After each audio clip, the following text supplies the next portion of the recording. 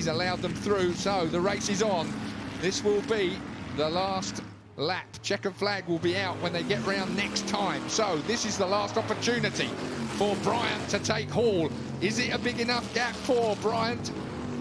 Well, it has opened up a little bit, but we've still got more traffic up ahead of them. So this could all still change in the last couple of corners. So you can see as they come down into St Mary's now, crucial part of the lap as it dips down. And a bit of a sideways moment. Plenty of sideways action from the 29 car of OLLY BRYANT there as we get in. OLLY BRYANT looks at the inside, doesn't quite manage to get. I thought he was going to slither up the inside then and force the race. He has done it. He's managed to get underneath him. It looked like he was lining himself up for it. So through comes OLLY BRYANT. That is a brilliant piece of opportunistic driving. Now then, he's got to work out these back markers. This could be a coming together fairly soon if we're unlucky. But the 58 moves out of the way, the 117 moves out of the way. The ocean opens for the two leading cars. It's going to be surely the 29. OLLY BRYANT has driven an absolutely storming race. He's got the fastest lap of the race, and that is it, because sideways Rob Hall surely can't do anything from there. OLLY BRYANT has judged this perfectly, hasn't he? BRYANT takes the Surtees trophy wins. Well, I tell you say that, but Jackson's right there with him. Look, got him.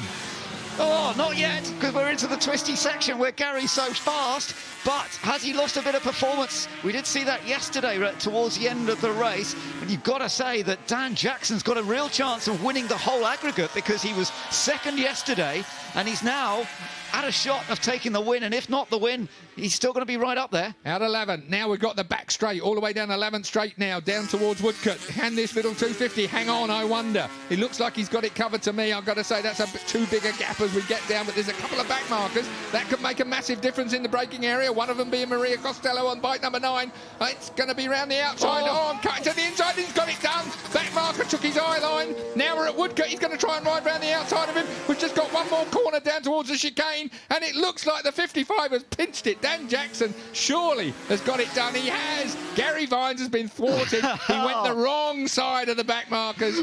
Couldn't quite cover it. The reaction. He's been pushing, he's been shoving, and now he's got himself right into the braking area. Takes the lead.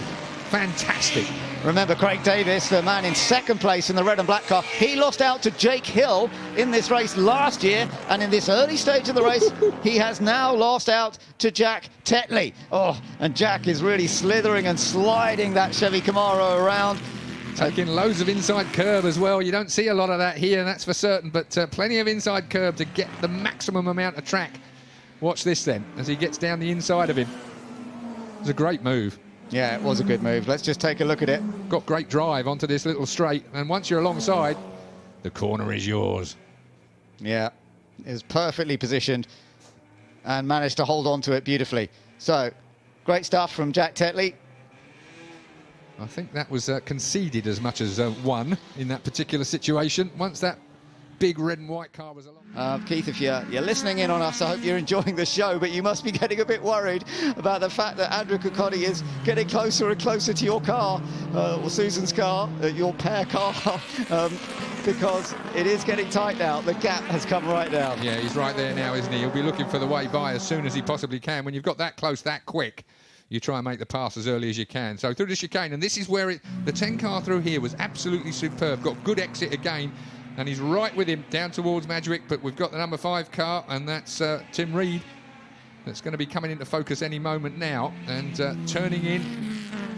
He has a slightly earlier turn in, doesn't he, KIRKALDY, into the first corner. I think it's always a great indicator of what kind of car you've got under, if you can make that turn in. And he's right with him now. It's going to be a pass. He's going to make the pass for sure, round the outside. Oh, it's a brave place to try and pass. That's where we're seeing a little bit of smoke from the exhaust. Ooh, here we go. He's got to the inside. That's a better chance, surely now. Yeah, he's done it. He's got it front. A brilliant cutback. He thought that through on the inside, then round the outside, and made a brilliant move there. I don't think there's going to be any coming back now from the 29. That's Traffic 5th now. Dominic Mooney dropping back, and Tom Grindle is 6th. Well, there've been lots of chopping and changing, and we've had a few names charging up the order, but 171, Nick Grindle is in 6th place. He started, he started actually, one position below that, but he made a move very late in the lap to go up. This battle for 2nd place is the one that's drawing the TV director's eye, and with good reason. They're trying to go around the outside at the same point as last time, and making it work. Somehow he's imagined he's got grip, others don't have it, but Charles Rainford, he's always got a smile on his face. He'll have a massive grin. Those ears will be being moved north. Now, Charles knows this circuit very, very well. He instructs here. He spends most of his week at Goodwood. And a big lose for the leader. Off goes Colburn into the gravel. That gift wraps the lead for Charles Rainford. But with the car that was in the lead, now in the gravel of Ben Colburn, that could, I'm afraid to say, be an interruption, because that looks stuck fast and it ain't going to go anywhere. And that seemingly it was all down to Ben getting it wrong, as the leaders are absolutely nose to tail now. Nick Padmore virtually pushing Charles Rainford down towards Woodcote.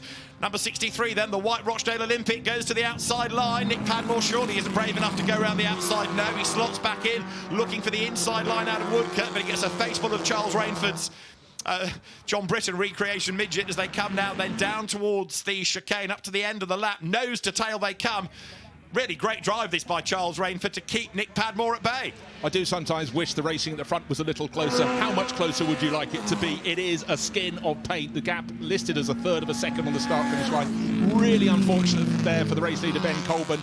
Just simply went a little too deep into Lavant, and unfortunately the outside came to him and the gravel trap. Hopefully they'll get that car removed before the car at the field comes around the next time, because he was pretty much dead ahead. But look at the gap between 1st and 2nd, back to the best of the rest, which is now 157 working its way forward. That's Mike Haig in his Lenham GT, and another change at the front. I feel we'll have several of that. Here comes the first of those. Charles Rainford back into the lead. Well, yeah, Nick Padmore tried to level with him on the outside, tried to do a Rainford really, going to the first part of St Mary's, couldn't do it, and actually Charles Rainford has come out the other side with a slightly enhanced gap then. It's just grown by another couple of lengths. Plato then round the outside, has picked up a place. There he is, number 15. That's Jason Plato. Watch the cars sliding through. Has he got enough time? 13 minutes, almost exactly, of this 45-minute race. It's going to be a tall order for Jason, as good as he is. So the see the distance. He's got 2 cars to get by, and he'll be past that BMW in a heartbeat. Using all of the track and the curbs, and Plato will drop it across the nose of that BMW. Problem you run here, of course, is if you get tagged slightly sideways and the car behind you has got no choice but to tag you, you're going to go round in a big circle. Look at this, though. The race leader, 26.9, was this car's fastest lap so far. Has got this pretty well sorted with 4 minutes left to go. Yeah, there's definitely not going to be a lot of more opportunities, but Martin is always one to keep on pushing, and he's doing so. 117, so that was Dalglish just thanking somebody else again for getting out of the way, but here we go, yeah, side by side, Stretton getting with... He's been working at this for some time, wipes the nose of the back marker. Oh, great move. Wheel on the grass on exit, but still made it work, didn't he? He really did. Caught him napping a little bit there, didn't he? The 7 car on the 57. So, Nick FINBURGH. It's not over, though. Look at this. Good slipstream. Here comes FINBURGH coming back at him with a good line. Down into Madwick corner. Is he going to go for it down the inside? No, because Stretton just launches it from the outside, carries a lot of speed in. Has he got the exit as well? As everyone else is jockeying for position. Here we go then, side by side, into the braking area. This is going to be interesting. Yeah, battle for the lead is on, and going back in front, or it's staying in front. No, it's staying in front for the moment. It is the Rob Huff, Chris Lillington Price car. So Rob, who has been listed as the driver in this first part, is out in front at the moment. But is he going to be able to hold on? These 2 E-types are now pulling away a little bit from everybody else. That was a perfect chicane from your race leader as well. Absolutely millimetre perfect through the chicane. Got better drive onto this front straight. We're at Madwick now already. And I've got to say, Huff, absolutely perfect through the Bizzarini being left behind a little bit now. It looks a bit big and cumbersome, really, doesn't it? Just the way it looks, but it's obviously fast. Then the Padmore Ward car. If we will find out on our timing screens, it says they haven't yet stopped, but we will find that out, no doubt, pretty quickly. It may be, because not all of the pit stops are being shown on our screen. We know that several have stopped and it's not showing on our screen. They continue round, so it may well be that all these guys have stopped. And it's the battle behind in particular that we'll be watching for. Oh, straight away, look at that, the 28 straight past the BMW. Just drove past him, mirror signal manoeuvre.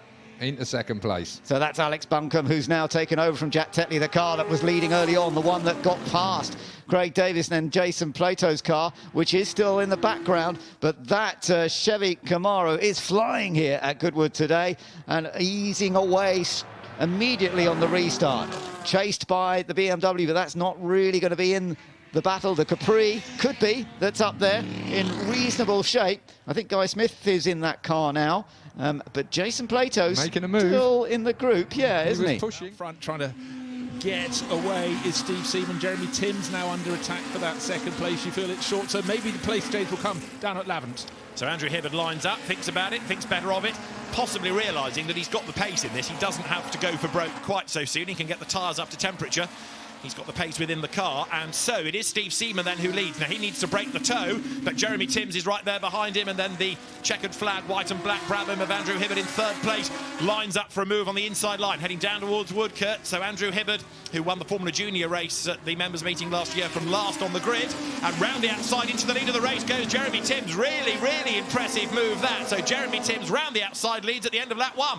Well, it was a brilliant move because also Jeremy Timms managed to get in on the blind side, if you will, of race leader Steve Seaman. Steve looked into his right-hand mirror, saw the checkered flag Brabham of Andrew Hibbard and covered that one, but using a little bit of an incognito approach into the lead of the race goes Jeremy Timms. Very quick at the end of practice, but already the car that started on pole, fell to third, is up to second. Here comes the attack from Andrew Hibbard through the second part of Madgwick, but Steve Seaman tucking in behind, and the car in fourth place, very, very close indeed. No, I think, I'm not sure, is that the same? Let's have a look. No, it's that's not. the number 2 car. It's the number 2 car, sorry. Yeah, that one's a bit further down the order. Yeah, looks very like the lead car, of course. It's held them up massively, though. Yeah, and running wide too. Get out of the way. Two Capris on their way by. But it's got straight line speed, of course. But they do want to get past it. They're lapping this Capri, Chevy, sorry. The Capris are lapping the Chevy. Oh, and he just gets through. The first one gets through, and they're through on the inside. Jake's got alongside the other Capri. Very clever. He lined himself up there for the cutback, knowing that the 33 car was held up. So Jake read that corner and that pass brilliantly. He's into fourth place. Jake Hill up into fourth place now. Can he close up the gap any further? It is a bit of a gap, I have to say now, to Gordon Shedden, up further ahead in the number 7 Chevy. I'm not sure he's going to have a chance to do that, and he's still got a fight on his hands, hasn't he? He really has, because the 33 straight back at him. I thought he might have taken a lunge down at 11.